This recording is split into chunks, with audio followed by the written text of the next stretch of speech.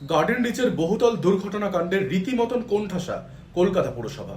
চাপের মুখে মেয়র ফিরহাদ হাকিমের নির্দেশে 7 সদস্যের তদন্ত কমিটি গঠন করেছে পুর কমিশনার ধবল জৈন। কলকাতা থেকে নিবেদিতা শেঠের রিপোর্টে রইল বিস্তারিত। ঠিক কী কারণে ভেঙে পড়ল গার্ডেন রিচের বহুতল? গার্ডেন রিচের বহুতল দুর্ঘটনা কাণ্ডে রীতিমতো কোণঠাসা কলকাতা পুরসভা। চাপের মুখে মেয়র ফিরহাদ হাকিমের নির্দেশে 7 সদস্যের তদন্ত কমিটি গঠন করেছেন পুর কমিশনার ধবল জৈন। কোন কোন প্রশ্নের উত্তর খুঁজছে তদন্ত কমিটি? জমির মালিকানা কারা? কী ধরনের জমি? জমিতে কি কোনো পরিবর্তন হয়েছিল? বাড়িটির প্ল্যান বৈধ ছিল কি? অনুমোদন দেওয়া হলে কারা দিয়েছিল? বাড়ি তৈরির আগে যে মাটি পরীক্ষার রিপোর্ট দিতে হয় সেই রিপোর্ট ছিল? ওই নির্মীয়মান বহুতলের ইঞ্জিনিয়ার কে ছিলেন? কর্মী কারা ছিলেন? পশ্চিমবঙ্গ সরকারের তরফে অগ্নি নির্বাপন বিভাগের অনুমোদন ছিল?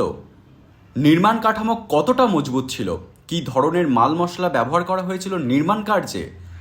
বাড়িটি ভেঙে পড়ার যথাযথ কারণ যেমন তদন্ত হবে, তেমনি ক্ষতি পরিমাণটাও খতিয়ে দেখবে তদন্তকারীরা। পাশাপাশি এই ঘটনায় সরকারি আধিকারিকদের মদত বা উদাসীনতার যে অভিযোগ উঠছে তারও তদন্ত হবে।